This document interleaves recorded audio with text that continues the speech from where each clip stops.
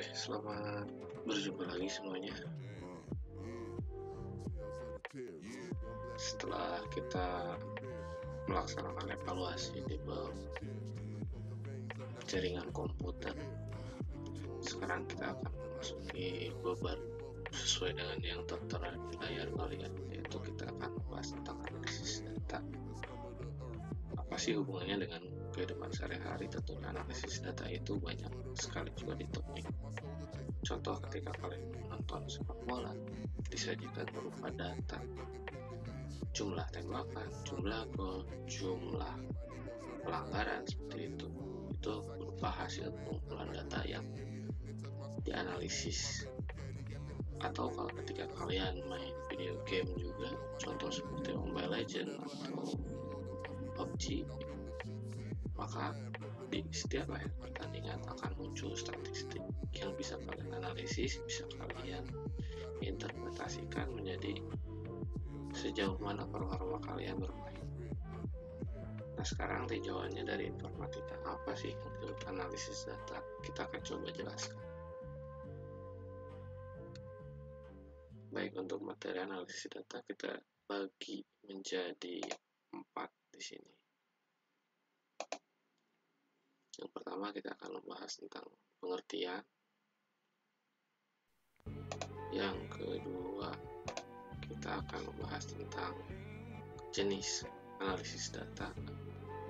Yang ketiga, langkah dan prosedur analisis data. Dan yang terakhir adalah teknik pengolahan data. Dan kita akan akhiri dengan mengerjakan beberapa tugas.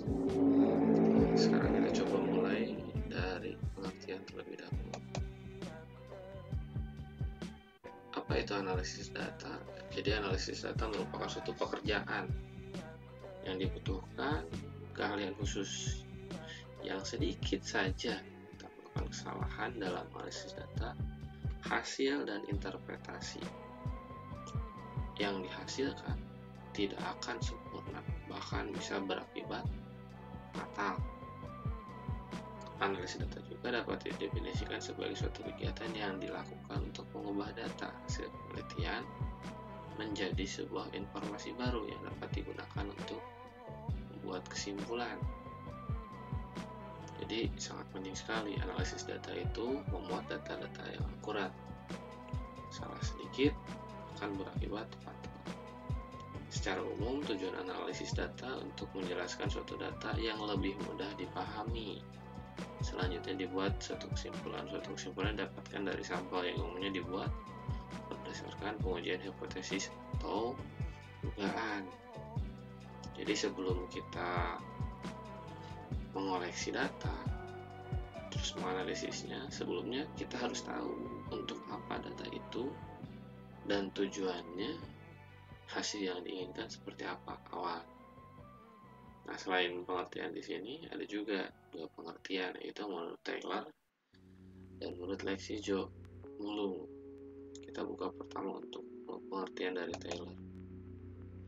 Nah, untuk menurut Taylor, arti analisis adalah proses merinci usaha secara formal untuk menemukan tema dan merumuskan hipotesis atau ide seperti yang disarankan sebagai usaha untuk memberikan bantuan dari tema pada hipotesis. Jadi hipotesis ini kan dugaan awal. Kita ingin menduga apa sih yang ingin diteliti itu, apa sih hasil yang ingin didapatkan dari sebuah penelitian tersebut. Nah, ini dari Taylor. Kita buka satu lagi. Berdasarkan Lexi J. Mulung. Menurut Lexi J. Mulung, secara sederhana penelitian analisis data adalah proses mengatur urutan data, terus mengorganisasikannya dalam pola kategori atau satu uraian dasar. Jadi di sini mengorganisasikan data-data yang sudah dapat diorganisasikan, terus dikelompokkan, lalu dianalisis. Kita kembali di sini. Jadi seperti itu pengertiannya, itu dalam proses pengumpulan data, terus bagaimana supaya untuk dipahami. Terus analisis data itu seperti apa saja sih jenisnya? Nah, untuk secara jenis berdasarkan metode cara kita bagi dua. pertama, analisis secara deskriptif. Yang kedua, analisis data secara inferensial. Untuk analisis data secara deskriptif,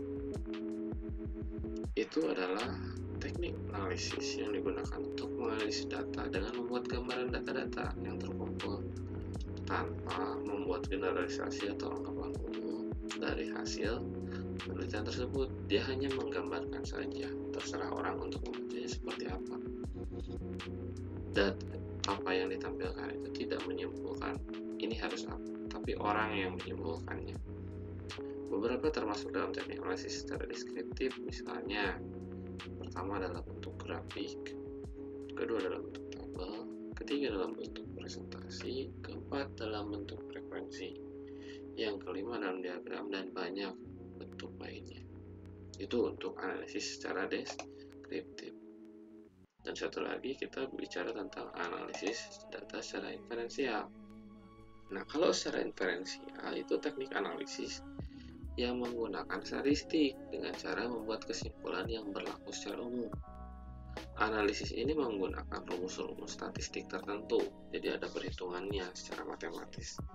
Hasil perhitungan rumus tersebut menjadi dasar dalam generalisasi atau sampel bagi populasi. Dengan kata lain, analisis inferensial berfungsi membuat generalisasi dari suatu penelitian. Kalau ini biasanya berdasarkan statistik dan nanti statistiknya dibuat kesimpulan.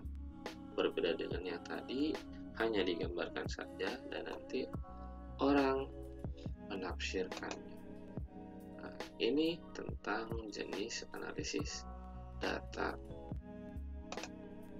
Nah, setelah kita berbicara tentang pengertian apa itu analisis data, terus apa saja jenis analisis data, bagaimana sih langkah dan prosedurnya dalam menganalisis data?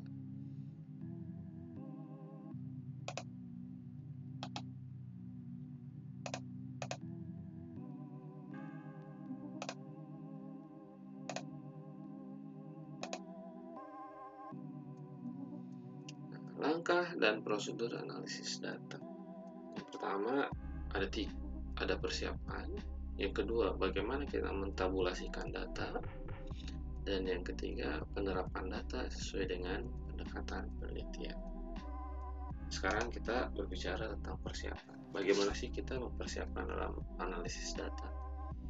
Yang pertama, harus mengecek nama dan kelengkapan identitas pengisi. Itu sangat penting, identitas pengisi orang-orang yang bertanggung jawabnya. Yang kedua, mengecek kelengkapan data, artinya memeriksa isi instrumen pengumpulan data, termasuk pula lembaran-lembaran instrumen, barangkali ada yang terlepas ataupun sobek. Jadi pertama kan di sini harus ada pertanggungjawaban dari setiap identitas pengisi data, supaya data itu terlihat valid atau meyakinkan. Yang kedua, data-data yang didapat itu harus dicek ulang, apakah ada yang terlewat, tidak tertulis, atau bahkan hilang, tercecer. Dan yang ketiga, mengecek macam isian data yang termuat dalam beberapa item, seperti tidak tahu atau isian yang bukan dikehendaki peneliti, padahal isian yang diharapkan tersebut merupakan variabel pokok. Maka item yang tidak ada itu atau yang tidak perlu itu harus di-drop, dihilangkan. Hal yang perlu dilakukan dalam langkah persiapan memilih data sedemikian rupa sehingga data yang terpakai saja ditinggal. Langkah persiapan ini dimaksudkan untuk merapikan data.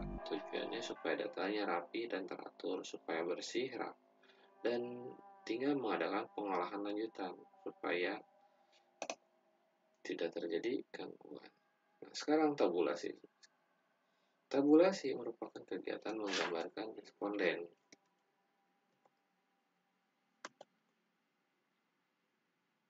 dengan cara tertentu. Tabulasi juga digunakan untuk menciptakan karakteristik deskriptif variabel yang diteliti.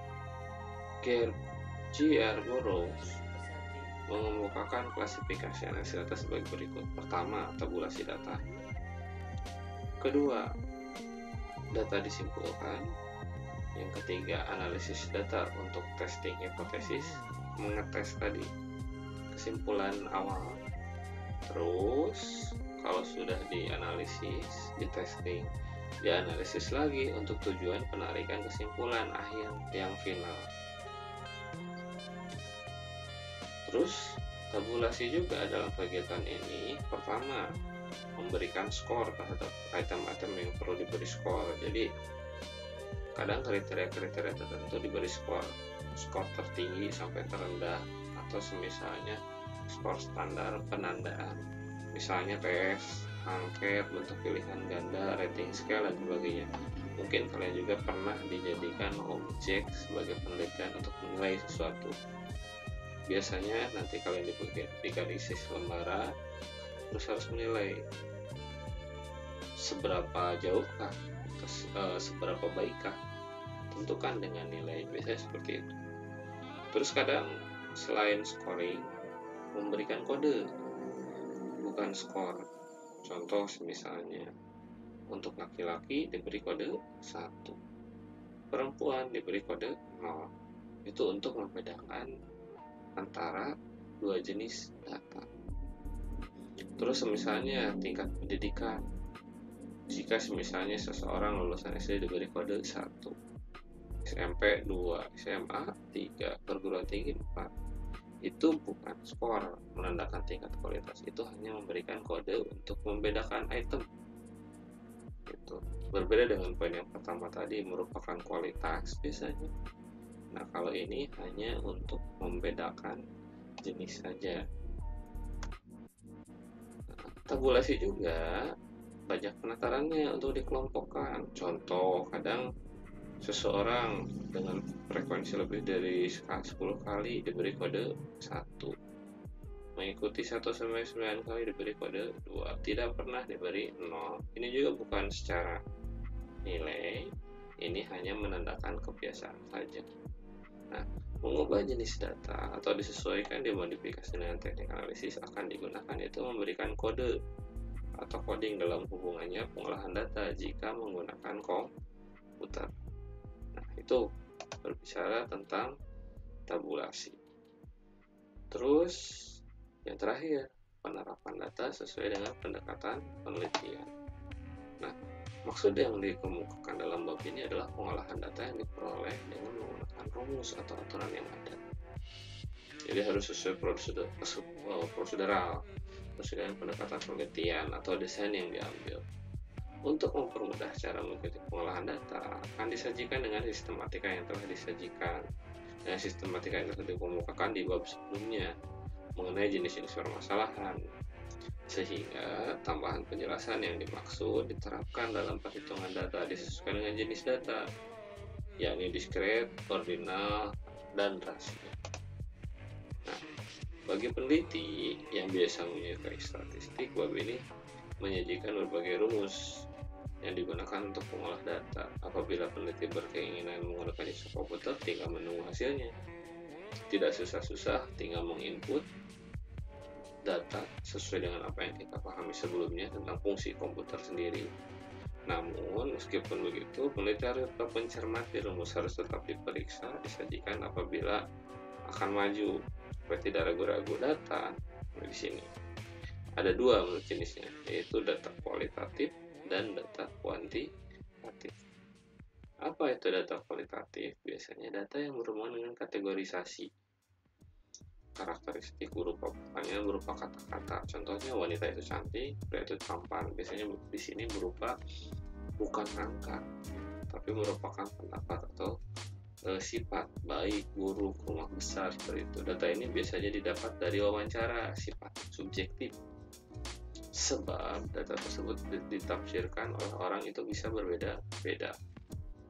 Data kualitatif dapat diangkakan dalam bentuk ordinal atau ranking, seperti tadi, bisa berupa kode atau bisa berupa penilaian angka skala. Nah, yang kedua, ini data kuantitatif, data yang memang benar-benar berupa angka. Contoh yang diterima pegawai adalah 150 orang.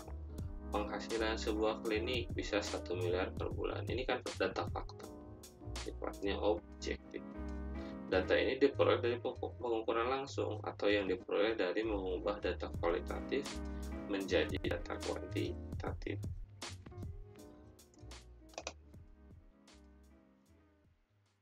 Sekarang yang terakhir, bagaimana sih teknik dalam mengolah data?